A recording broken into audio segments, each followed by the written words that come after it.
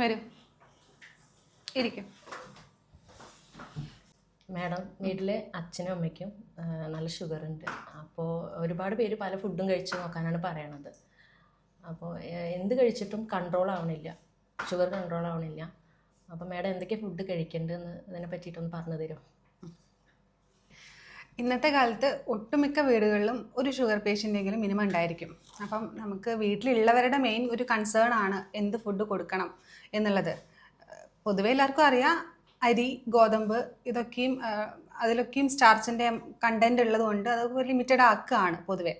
അങ്ങനെ തന്നെയാണ് ഫോളോ ചെയ്യേണ്ടത്. കാരണം നമ്മൾ കഴിക്കുന്ന ഫുഡിൽ ഗ്ലൈസീമിക് ഇൻഡെക്സ് കുറവുള്ള ഫുഡ് ഐറ്റംസ് ആണ് നമ്മൾ കഴിക്കേണ്ടത്. അപ്പം അതിന് വേണമെങ്കിൽ ഞാനൊരു ചാർട്ട് പോലെ പറഞ്ഞുതരാം. ഇതിപ്പം ഈ പറയുന്ന ഒരു പ്രോട്ടോകോൾ നമുക്ക് ഈ ഡയബറ്റീസ് പേഷ്യൻ്റ് മാത്രമല്ല, ഇപ്പം വെയിറ്റ് ലോസ് പ്രിഫർ ചെയ്യുന്ന അല്ലെങ്കിൽ ജിമ്മിനൊക്കെ പോയി വർക്കൗട്ട് ചെയ്യുന്ന ആൾക്കാർ, അവരെങ്കിൽ ന്യൂട്രീഷ്യസ് ഫുഡ് കഴിക്കാൻ ഉദ്ദേശിക്കുന്നവർക്കൊക്കെ ഫോളോ ചെയ്യാവുന്ന ഒരു പാറ്റേൺ ആണ് ഇപ്പോൾ പറയുന്നത്. ബ്രേക്ക്ഫാസ്റ്റ് ആയിട്ട് നമുക്ക് കൊടുക്കാൻ പറ്റുന്ന ഐറ്റംസ് എഗ്ഗ്, ഒരു 2-3 മുട്ട വേണമെങ്കിൽ നമുക്ക് കഴിക്കാം. അതിൻ്റെ കൂട്ടത്തിൽ ഓട്സ് തന്നെ പോളിഷ്ഡ് ഓട്സ് അത്ര നല്ലതല്ല. അതിനെക്കാട്ടിയും ഏറ്റവും ബെറ്റർ ഓപ്ഷൻ ഹോൾ ഓട്സ് ആണ്. പിന്നെ നമുക്ക് ചെയ്യാൻ പറ്റുന്നത് പുട്ട്, പല വെറൈറ്റി ഓഫ് പുട്ട് ഐറ്റംസ് ഉണ്ടാക്കാം. സൂപ്പർ മാർക്കറ്റിൽ അവൈലബിൾ ആണ് ഈ കോൺ അല്ലെങ്കിൽ ഈ ചോളം, കമ്പം എന്നൊക്കെ പറയുന്ന ഒരു സാധനം. അതുപോലെ ബാർലി, പിന്നെ രാഗി നല്ലൊരു ഓപ്ഷനാണ്. ഒന്നെങ്കിൽ പൊടിച്ച് വെക്കുക, പൊടിച്ച് വെച്ചിട്ട് അത് വെച്ചിട്ട് നമുക്ക് പുട്ടുണ്ടാക്കാം. ഇങ്ങനെ പുട്ടിൻ്റെ ഓപ്ഷൻസ് തന്നെ ഇങ്ങനെ പല വെറൈറ്റി നമുക്ക് പരീക്ഷിക്കാം. അതിൻ്റെ കൂടെ തന്നെ കടല അല്ലെങ്കിൽ ചെറുപയർ, അങ്ങനെയുള്ള ധാന്യങ്ങളും കൂടി മിക്സ് ചെയ്തിട്ട് നമുക്ക് ബ്രേക്ക്ഫാസ്റ്റ് കംപ്ലീറ്റ് ആക്കാം. ഇതിൻ്റെ കൂടെ തന്നെ നമുക്ക് വേണമെങ്കിൽ ദോശ പോലത്തെ പ്രിപ്പറേഷൻസ്, അതിലും ഈ പറയണ നേരത്തെ പറഞ്ഞ കുറച്ച് ഐറ്റംസ് ഉണ്ടല്ലോ, അതെല്ലാം വെച്ചിട്ട് തന്നെ നമുക്ക് മാവ് ഉണ്ടാക്കാം. അതിൻ്റെ ഇപ്പം ഉഴുന്നും അല്ലെങ്കിൽ ചെറുപയറും കൂടി ഇട്ടിട്ട് നമുക്ക് ദോശ മാവ് പോലെ തലേദിവസം അത് വെള്ളത്തിലിട്ട് വെച്ചിട്ട് ദോശ അരച്ചിട്ട് ദോശ ഉണ്ടാക്കാം. അല്ലെങ്കിൽ ഈ സൂചി ഗോതമ്പ് നല്ലൊരു ഓപ്ഷനാണ്. അതും ദോശയ്ക്ക് വേണ്ടിയിട്ട് നമുക്ക് ഓപ്ഷനാക്കാവുന്നതേ ഉള്ളൂ. അങ്ങനെ ബ്രേക്ക്ഫാസ്റ്റ് ആ ഒരു രീതിയിൽ നമ്മളൊന്ന് പ്ലാൻ ചെയ്യാം. ഓക്കെ. പിന്നെ അതിൻ്റെ ഇടയ്ക്ക് നമുക്കൊരു വിശക്കുന്നവരാണെങ്കിൽ, മീൻസ് ഷുഗർ പേഷ്യൻസ് പൊതുവേ ഇടയ്ക്ക് നല്ല വിശപ്പുള്ള ആൾക്കാരാണ്. അപ്പം അവർക്ക് നമുക്ക് വെജിറ്റബിൾ ജ്യൂസ് വേണമെങ്കിൽ നമുക്ക് കൊടുക്കാം. അതായത് ഈ കുമ്പളങ്ങ നല്ലൊരു ഓപ്ഷനാണ്. ഷുഗർ ആഡ് ചെയ്യാത്ത, പഞ്ചസാര നമ്മൾ എക്സ്ട്രാ ആഡ് ചെയ്യാത്ത ഇങ്ങനെയുള്ള ഓപ്ഷൻസ് അവർക്ക് കൊടുക്കാവുന്നതാണ്. മോരും വെള്ളം, സംഭാരം നല്ലൊരു, ഇടയ്ക്ക് നമുക്ക് വയറ് വിശക്കുന്നൊരു അവസ്ഥയിൽ നമുക്ക് ഒന്ന് കൊടുക്കാവുന്ന ഓപ്ഷനാണ്.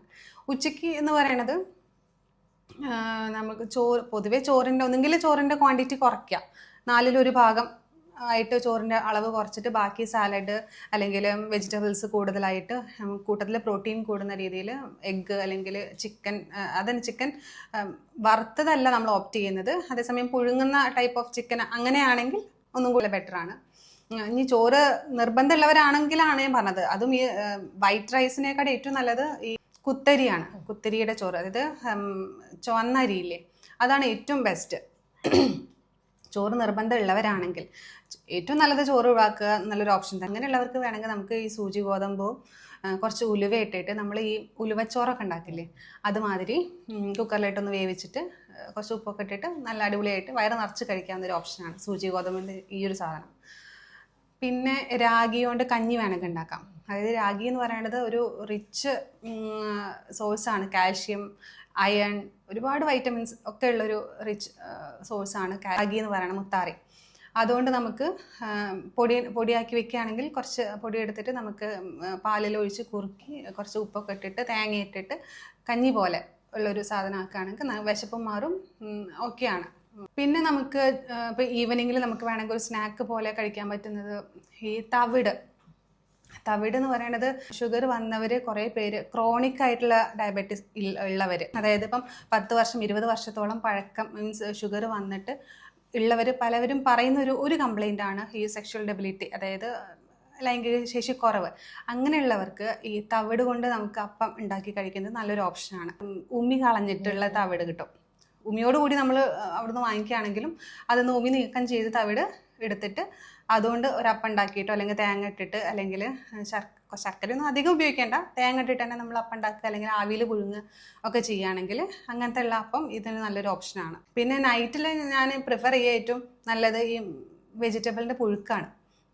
ഈ കുമ്പളങ്ങ, വെള്ളരിക്ക, മത്തങ്ങ, പീച്ചിങ്ങ, പിന്നെ കോവയ്ക്ക, ക്യാരറ്റ്, അതെല്ലാം ഇട്ടിട്ട് ഒന്ന് പുഴുക്ക് പോലെ, അല്ലെങ്കിൽ അതിൻ്റെ കൂട്ടത്തിൽ കുറച്ച് ധാന്യങ്ങൾ, അല്ലെങ്കിൽ ഈ കടല, പയർ, അതൊക്കെ വേണമെങ്കിൽ ഇടാം. അത് ഇട്ടിട്ട് ഒന്ന് പുഴുക്ക് പോലെ ഉണ്ടാക്കാം. എന്നിട്ട് കുറച്ച് വെളിച്ചെണ്ണയൊക്കെ ഒഴിച്ച് കടുകൊക്കെ വറുത്തിട്ട് അങ്ങനെ ഒരു സാധനമാണെങ്കിൽ നമുക്ക് ഡൈജഷൻ നല്ല പ്രോപ്പറായിട്ട് കിട്ടും, വയറ് ഓക്കെയും. കാരണം ഈ ക്രോണിക്കായ ഷുഗർ പേഷ്യൻസ് ആകുമ്പോൾ അവർക്ക് മോഷൻ കുറച്ച് പ്രശ്നം ഉള്ളൊരു കേസാണ്. അപ്പോൾ അവർക്ക് നല്ല മോഷൻ കിട്ടാനും നല്ല ഒരു ഹെൽത്തി ആയിട്ട് വയറ് നിറച്ച് വെക്കാനും പറ്റുന്ന ഒരു സാധനമാണ് ഈ പറയുന്ന വെജിറ്റബിൾ പുഴുക്ക്.